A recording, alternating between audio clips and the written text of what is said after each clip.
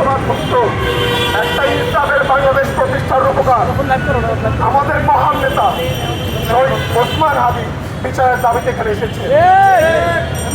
আজকে 1 মাস হয়ে গেছে, তারও বেশি। শহীদ ওসমান হাদি হত্যার বিচারহীনতার 37 দিন আজকে, কিন্তু এখন পর্যন্ত ইন্টারিম গভর্নমেন্টকে কোনো রকম আশানুরূপ কোনো রকম স্টেপ আমরা নিতে দেখি নাই। আমরা দেখি নাই এই গভর্নমেন্ট শহীদ ওসমান হাদি বিচারের জন্য তারা কোনো রকম উপযুক্ত পদক্ষেপ তারা নিয়েছে। আমরা তাদেরকে ধিক্কার জানাই, শেম শেম শেম। এবং সাথে এটাও বলতে চাই, আপনারা ভাবছেন হয়তোবা এখানে এসে কিছুক্ষণ কথা বলে আমরা চলে যাব, আবার হয়তোবা কেউ না কেউ কোথাও না কোথাও গিয়ে দাঁড়াবে, তারপর আবার আমরা ভুলে যাবো, এমনটা ভাবছেন। তাহলে আপনারা বোকার চরকে বসবাস করছেন। আমরা আপনাদেরকে বলে দিতে চাই, আমরা শুধু একটা ডাকের অপেক্ষা ছিলাম। ইনকিলাব মঞ্চ থেকে বলে দিয়েছে হাদি সারা বাংলাদেশের প্রত্যেকটা অলিগলিতে, প্রত্যেকটা ঘরে ঘরে এবার হাদির উত্তর সুরে জেগে উঠবে, তারা জন্ম নেবে, আবার পুনর্বার তারা যুদ্ধ ঘোষণা করবে ইনশাআল্লাহ। এবং আমরা বলতে চাই, আমরা যেহেতু রাজপথে আবার নেমে এসেছি, আপনাদেরকে মনে রাখতে হবে, যদি আপনারা অতি দ্রুত বিচার না করেন, রাজপথ থেকে এই জনতায় হাদি হত্যার বিচার নিশ্চিত করবে ইনশাআল্লাহ। আমরা আপনাদেরকে আর ঘরে ফিরিয়ে দিচ্ছি না, আমরা বলছি না আপনারা ঘরে ফিরে যান, আমরা বলছি না এই কর্মসূচি এখানে শেষ হলো, আমরা বলছি না আমরা এখান থেকে চলে যাব।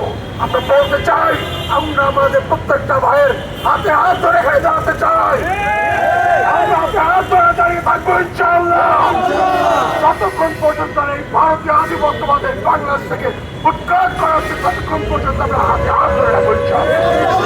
যতক্ষণ পর্যন্ত ইনসাফ নিশ্চিত করা হচ্ছে, ততক্ষণ পর্যন্ত আমাদের ভাইয়ের হাত ধরে থাকবো ইনশাআল্লাহ।